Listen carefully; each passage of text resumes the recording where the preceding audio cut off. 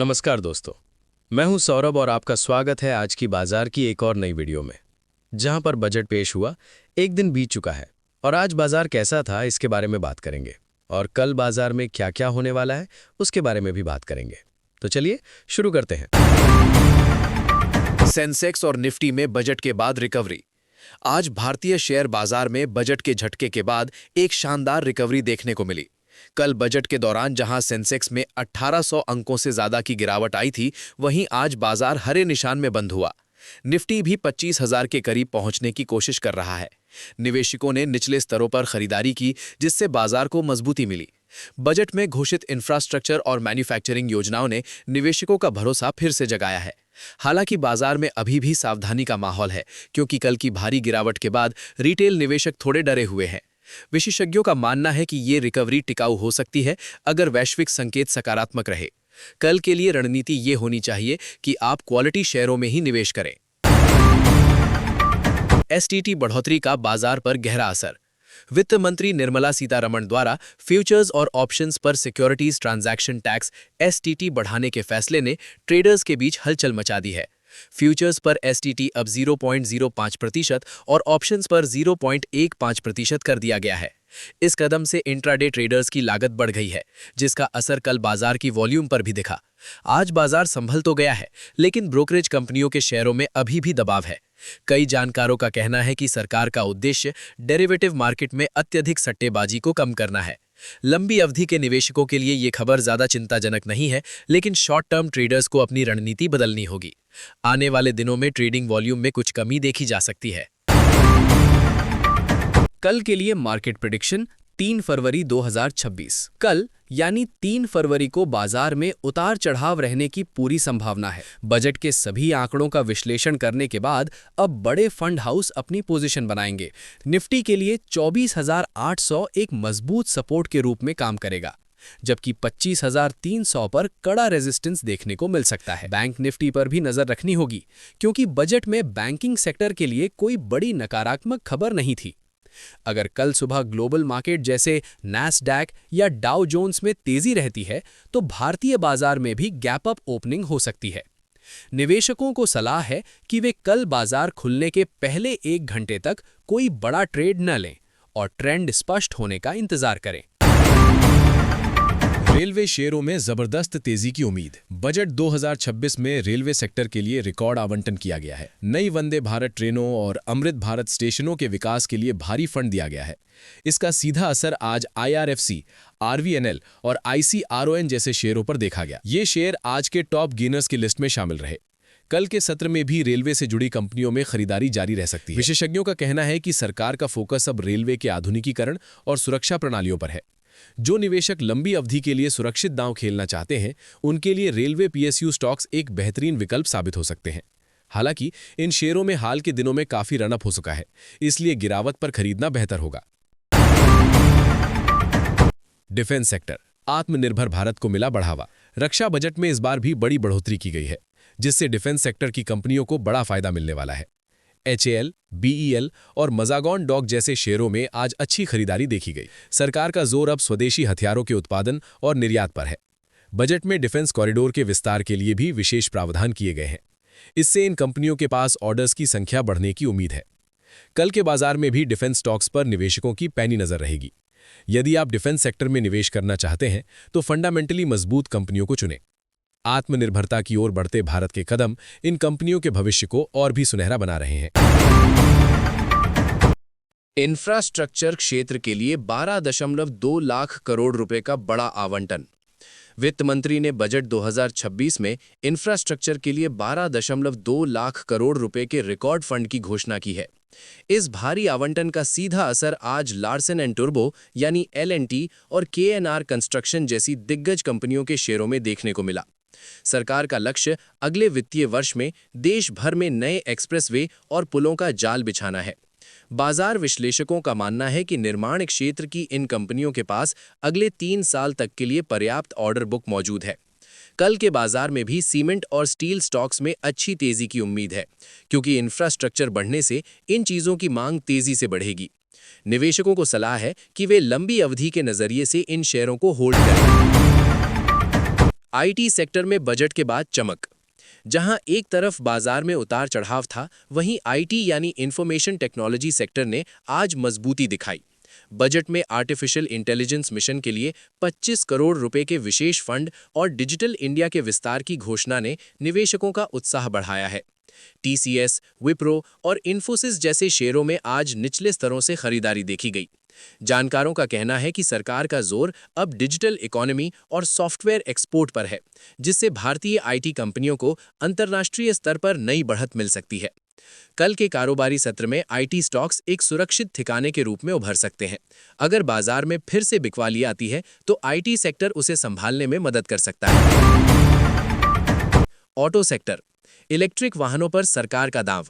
Budget 2026 में fame 3 योजना को लेकर सकारात्मक संकेत मिले हैं, जिससे टाटा मोटर्स और M&M जैसे शेयरों में आज हलचल रही है। सरकार ने इलेक्ट्रिक वाहनों के चार्जिंग इंफ्रास्ट्रक्चर को बढ़ाने के लिए नए प्रोत्साहन की घोषणा की है। आज के बाजार में ऑटो इंडेक्स ने मुला-जुला रुख दिखाया, लेकिन मिड कैप ऑटो एंसिलरी शेयरों में काफी तेजी देखी गई। कल के लिए टाटा मोटर्स पर खास नजर रखें, क्योंकि जनवरी के सेल्स आंकड़े भी आने वाले हैं। विशेषज्ञों का मानना है कि ऑटो सेक्टर में रिकवरी की पूरी संभावना है, क्योंकि ग्रामीण आय में सुधार के लिए बजट में विशेष प्रावधान किए गए हैं, जिससे ट्रैक्टर और दुपहिया वाहनों की मांग बढ़ेगी।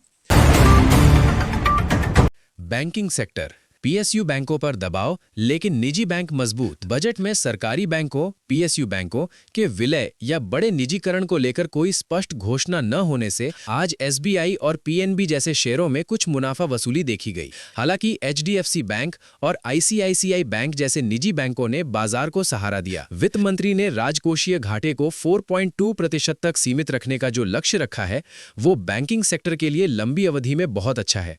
कल के बाजार में बैंक निफ्टी के लिए 59,500 एक महत्वपूर्ण स्तर होगा।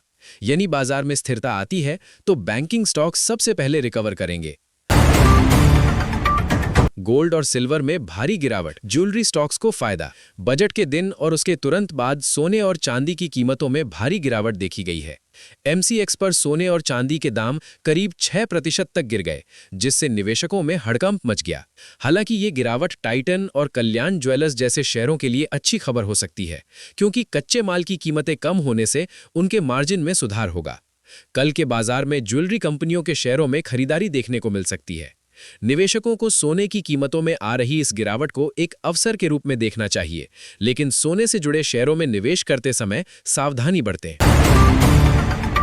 रिन्यूएबल एनर्जी, टाटा पावर और अदानी ग्रीन पर नजर। सरकार ने बजट में ग्रीन एनर्जी मिशन को आगे बढ़ाने के लिए सौर ऊर्जा पर भारी सब्सिडी देने का वादा किया है। इससे टाटा पावर और अदानी ग्रीन जैसे शहरों में आज सकारात्मक रुख रहा। बजट में बैटरी स्टोरेज सिस्टम के लिए भी नई पीएलआई योजना का संकेत दिया गया है। आने वाले कल में ऊर्जा क्षेत्र के ये शेयर लाइमलाइट में रहेंगे। जो निवेशक पर्यावरण के प्रति जागरूक निवेश यानी ईएसजी इन्वेस्टिंग करना चाहते हैं, उनके लिए ये सेक्टर बजट का सबसे बड़ा विजेता साबित हो सकता है। आने वाले समय में क्लीन एनर्जी की मांग को देखते हुए इन कंपनियों का भविष्य काफी उज्जवल नजर आता है। बायोफार्मा सेक्टर, बायोफार्मा शक्ति पहल का जादू।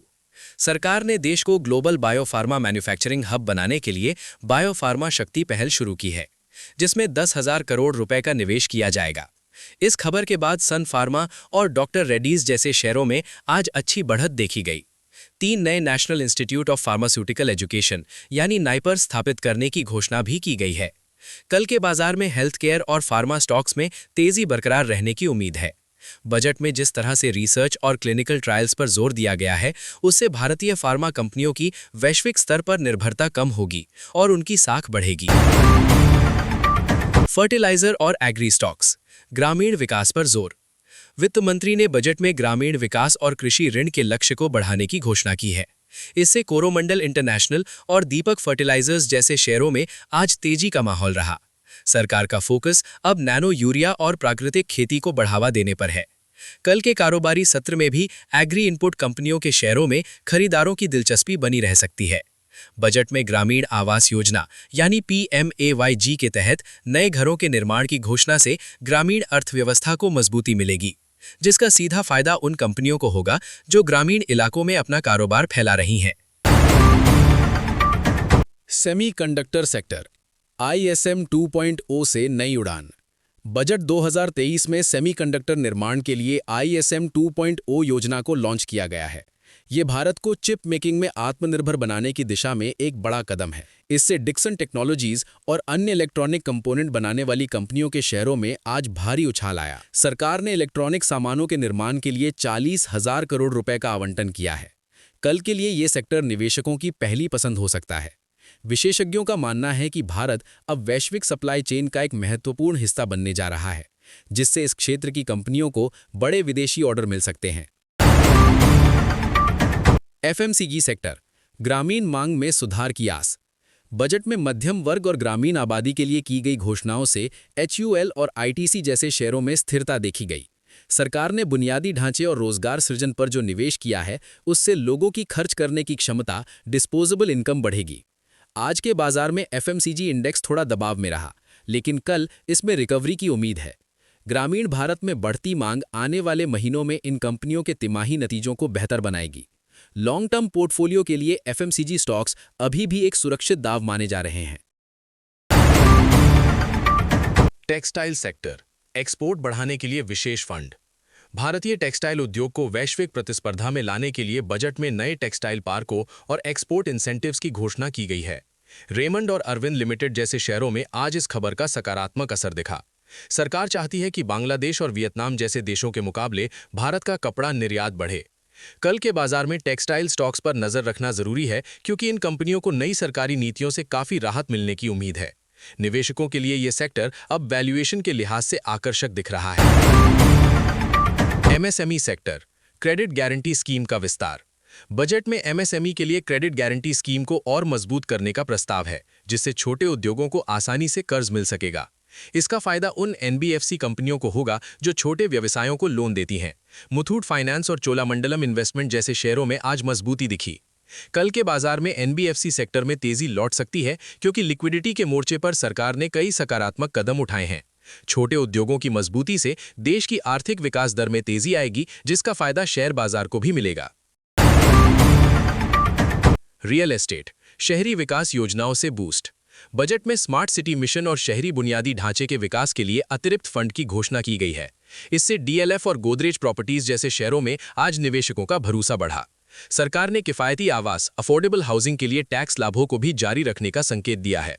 कल के बाजार में रियल एस्टेट स्टॉक्स फोकस में रहेंगे, क्योंकि ब्याज दरों में संभावित कटौती और सरकारी सपोर्ट से घर खरीदारों का मनोबल बढ़ेगा।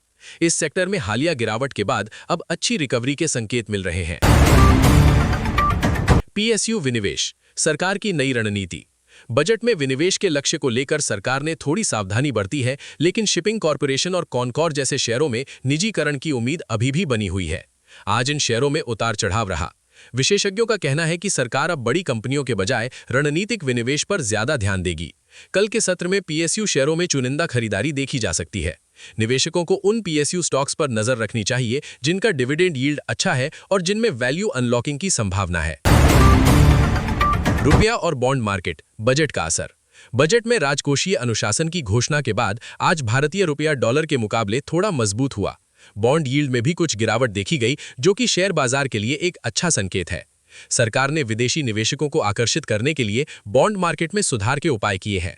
कल के बाजार में रुपये की चाल पर विदेशी संस्थागत निवेशकों FII की नजर रहेगी। अगर रुपया स्थिर रहता है तो विदेशी निवेशक फिर से भारतीय बाजार में पैसा लगाना शुरू कर सकते हैं, जिससे बाजार को नई ऊंचाई मिल सकती है। एविएशन सेक्टर, नए एयरपोर्ट्स का तोहफा। बजट 2026 में उड़ान योजना के तहत 50 नए एयरपोर्ट और हेलीपैड विकसित करने की योजना है। इस खबर से इंटरग्लोब एविएशन यानी इंडिगो और स्पाइस जेट जैसे शेयरों में आज तेजी का रुख रहा। पर्यटन को बढ़ावा देने के सरकार के फैसले से विमानन कंपनियों को सीधा लाभ होगा। कल के सत्र में एविएशन स्टॉक्स में और तेजी आ सकती है, क्योंकि ईंधन की कीमतों में स्थिरता और बढ़ते यात्री ट्रैफिक से इन कंपनियों के मुनाफे में सुधार हो रहा है। केमिकल सेक्टर, चीन से हटने का फायदा। सरकार ने बजट में प्लग एंड प्ले मॉडल के तहत नए केमिकल पार्क बनाने की घोषणा की है। इससे आरती इंडस्ट्रीज और नवीन फ्लोरीन जैसे शेयरों में आज खरीदार लौटे। भारत को ग्लोबल केमिकल मैन्युफैक्चरिंग हब बनाने के लिए सरकार ने कच्चे माल पर आयात शुल्क में कुछ रियायतें भी दी हैं। कल के बाजार में स्पेशलिटी केमिकल शेयरों पर नजर रखें। चीन+1 रणनीति के तहत इन कंपनियों के पास बड़े अंतर्राष्ट्रीय सौदे आने की संभावना है। टूरिज्म और हॉस्पिटैलिटी, बजट का बड़ा बूस्ट। बजट में धार्मिक और सांस्कृतिक पर्यटन को बढ़ावा देने के लिए प्रसाद योजना और नए पर्यटन गलियारों की घोषणा की गई है। इससे इंडियन होटल्स यानी ICHL और EIH लिमिटेड जैसे शेयरों में आज जबरदस्त तेजी देखी गई।